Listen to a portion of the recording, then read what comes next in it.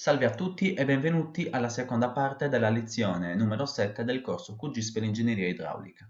In questa seconda parte andremo a vedere come è possibile determinare la pendenza media dell'asta fluviale principale, utilizzando il linguaggio di programmazione Python.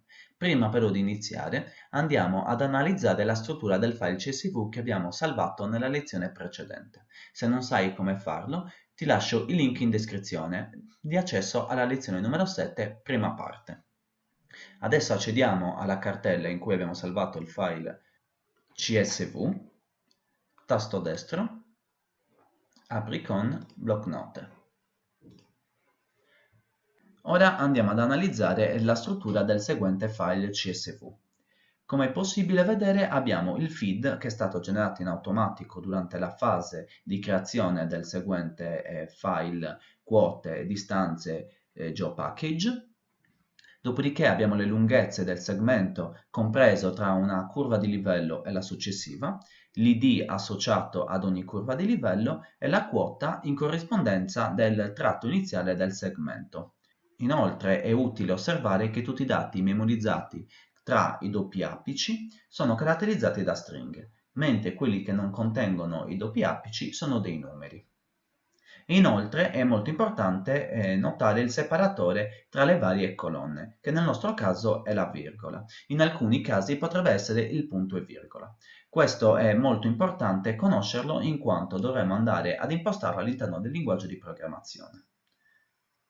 Chiudiamo e adesso andiamo ad attivare la console di Python. Questa è fondamentalmente la console di Python. Adesso noi andiamo ad attivare con questo tasto la nuova pagina vuota in cui possiamo andare a scrivere il nostro script.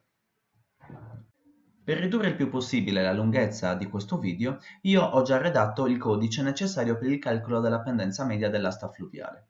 Quindi l'operazione che andrò a fare adesso è copiare il codice all'interno di quest'area e andarlo ad eseguire insieme a voi, commentandolo passo per passo.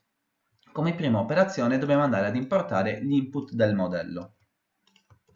Gli input del codice sono caratterizzati dalla colonna in cui sono memorizzate le lunghezze dei segmenti e la colonna in cui sono memorizzate le quote e infine la quota di monte dell'asta fluviale principale. Per leggere i primi due dati è necessario aprire il file CSV. La prima colonna per Python è letta come colonna numero 0, mentre la seconda come colonna numero 1. Infine l'ultima è letta come n-1. Quindi di conseguenza la colonna delle lunghezze dei segmenti per Python è uguale alla colonna numero 1, mentre quella delle quote è uguale alla colonna numero 3. A questo punto chiudiamo. Dobbiamo andare inoltre a calcolare quella che è la quota di monte dell'asta fluviale principale. Per fare questa operazione innanzitutto dobbiamo ricordarci di avere attivo il layer del bacino raster. Dopodiché andiamo su seleziona e andiamo a cliccare sul termine della nostra asta principale e andiamo a leggere il risultato in termini di quota. Tasto destro copia, ridimensioniamo e andiamo a copiarlo. Incolla. A questo punto impiccioliamo nuovamente. A questo punto dobbiamo andare ad importare le funzioni mat e csv. Per fare questa operazione scriviamo semplicemente le seguenti righe di codice. Dopodiché dobbiamo andare a salvare all'interno di una lista il nostro file CSV. Per fare questa operazione copiamo e andiamo a leggere. Fondamentalmente apri all'interno di questo percorso il seguente file. Per determinare il percorso in cui avete salvato il file dovete andare sulla cartella in cui è stato salvato il file, ad esempio nel mio caso Python, cliccate sulla parte esterna dove non c'è scritto il testo e vi comparirà appunto il seguente percorso. Andate su copia, torniamo su Python e selezioniamo e copio esattamente questa parte di percorso. Come potete vedere io l'avevo già fatto. Dopodiché scriviamo slash e andiamo ad inserire il nome del nostro file CSV, seguito anche dalle estensioni ovviamente. Dopodiché chiudiamo le virgolette, scriviamo queste righe di codice per la formattazione dei caratteri e infine andiamo a capo. Con questa riga di comando andiamo semplicemente a salvare all'interno di una lista il nostro file CSV e adesso andiamo a stampare per vedere se l'operazione è stata svolta correttamente. Eseguiamo.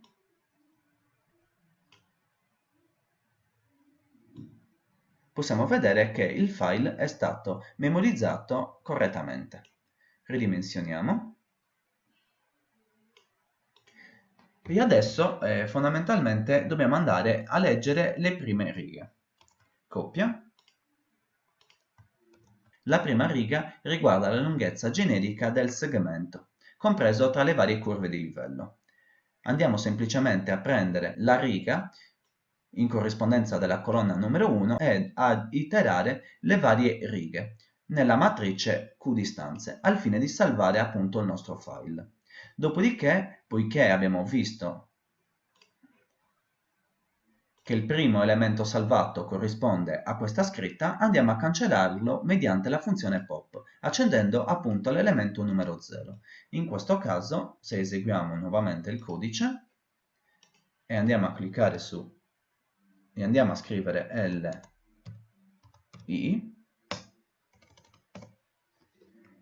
possiamo vedere che non compare più la scritta iniziale.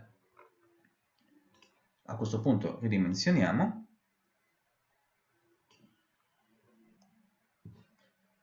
Per analizzare le parti di codice successivo invece è utile andare ad analizzarlo prima in maniera visiva e dopodiché andare ad analizzare il codice. La prima operazione che andremo ad effettuare è salvare la lista che contiene le quote in corrispondenza del tratto iniziale di ogni segmento in cui è stata suddivisa l'asta principale. Dopodiché andremo semplicemente a copiare la nostra lista e creare quella lista che contiene le quote in corrispondenza del punto terminale di ogni segmento in cui è stata suddivisa la nostra asta principale. Per fare questo innanzitutto dobbiamo andare a cancellare il carattere testuale nella prima lista e nella seconda lista. Nella seconda lista inoltre cancelliamo pure il primo elemento perché vogliamo effettuare fondamentalmente il tratto, vogliamo andare a considerare il tratto successivo. Poiché questa lista si troverebbe in deficit di un elemento, di conseguenza andiamo ad aggiungere l'ultimo elemento che è caratterizzato dalla quota di monte, in maniera tale fondamentalmente da avere il risultato finale che è caratterizzato da queste due liste, da cui possiamo effettuare la differenza per ottenere il delta con Q da dividere per la lunghezza del generico tratto al fine di calcolare la pendenza media del generico tratto di segmento contenute tra le generiche curve di livello.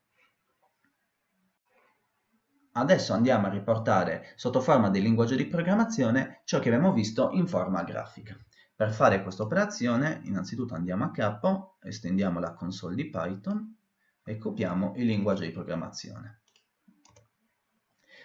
Con questo insieme di istruzioni andiamo semplicemente a creare la nostra lista contenente appunto le quote del punto precedente. Dopodiché andiamo a copiare la quota nel punto successivo, quindi semplicemente andiamo ad imporre che QSUCH sia uguale alla matrice che abbiamo calcolato precedentemente. Dopodiché andiamo a modificare la lista delle quote precedenti, tramite la funzione pop andiamo a cancellare l'elemento che sta nella riga 1. In questo modo fondamentalmente stiamo andando a cancellare la scritta quote, mentre sotto ho utilizzato un altro metodo per cancellare degli elementi, utilizzando la funzione del, che permette di cancellare gli elementi contenuti tra 0 e 1. Infine, utilizzando la funzione append, andiamo ad inserire l'ultimo elemento della lista, la quota di monte, che abbiamo determinato in precedenza. A questo punto andiamo a trasformare tutti gli elementi della nostra lista come elementi contenenti dei numeri reali. Per fare questa operazione definiamo un contatore uguale a 0, andiamo ad effettuare questo insieme di istruzioni finché il contatore è minore della lunghezza di L con I, dove per la lunghezza di L con I è inteso il numero di elementi contenuti all'interno della lista L con I. A questo punto andiamo per ogni iterazione, quindi nel primo caso con 0, quindi il primo elemento della nostra lista, a trasformare l'elemento L con I utilizzando la funzione float, appunto in un numero reale, così facendo sia per Q prec che per Q successivo.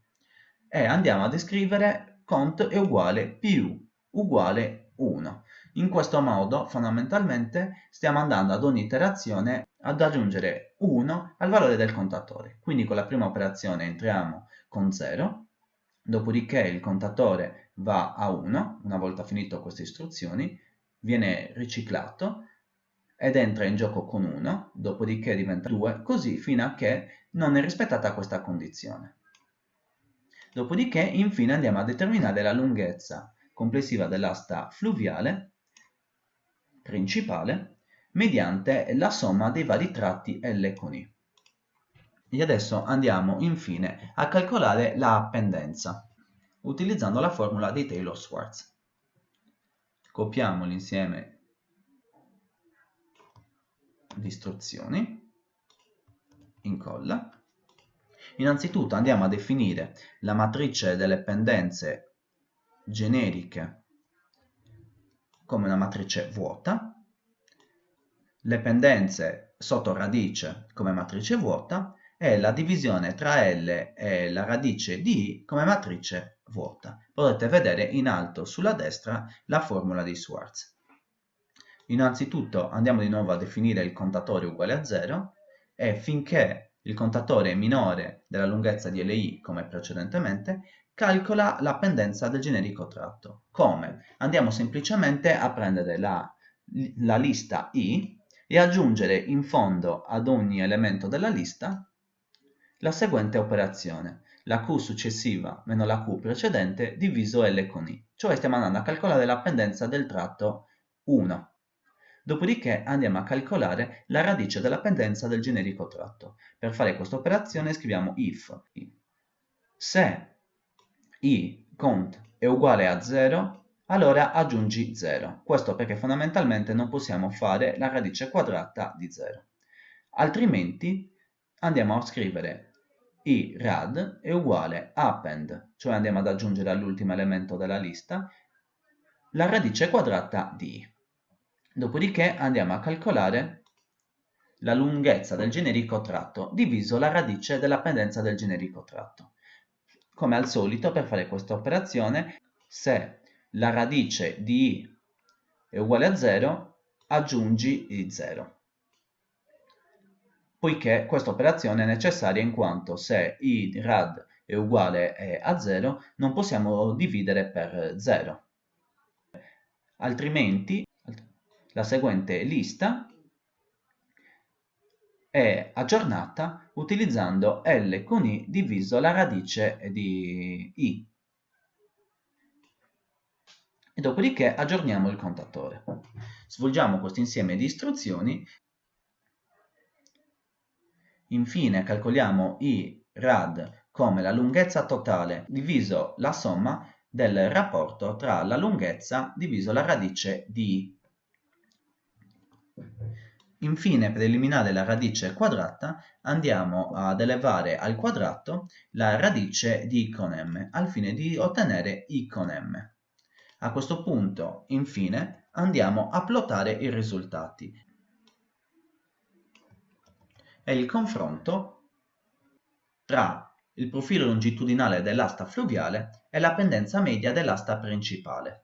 Per fare questa operazione andiamo a scrivere le seguenti righe di codice, dove importiamo le seguenti librerie, infine determiniamo la cumulata, quindi il valore cumulato della distanza, e infine andiamo a scrivere le seguenti righe di codice per effettuare il plot. A questo punto andiamo su run e otteniamo il risultato finale, in cui possiamo analizzare innanzitutto la pendenza media dell'asta fluviale principale e inoltre anche il profilo longitudinale dell'asta principale. E infine da questa figura possiamo andare a vedere che appunto la nostra pendenza media dell'asta fluviale equivale a quella pendenza della retta di compenso del profilo longitudinale del corso d'acqua principale. Infatti possiamo osservare questa sorta di compenso. Questo procedimento fin qui illustrato permette quindi di determinare la pendenza media dell'asta fluviale anche utilizzando altri bacini, semplicemente utilizzando le nozioni che abbiamo imparato nella parte 1 della lezione numero 7 e applicando semplicemente il codice di calcolo che abbiamo scritto al fine fondamentalmente di determinare tale pendenza. Quindi non spaventatevi della durata di questo video. Questa procedura è fondamentalmente utile soltanto per scrivere il linguaggio di programmazione e dovrà essere effettuata soltanto una volta. Una volta che abbiamo scritto il codice di calcolo non dobbiamo fare altro che aprire la console di Python in QGIS e andare ad eseguire il nostro linguaggio di programmazione, ovviamente modificando la colonna in cui andiamo a ricadere e la quota terminale del bacino e inoltre il separatore. Per questa lezione è tutto e ci vediamo alla prossima lezione. Arrivederci.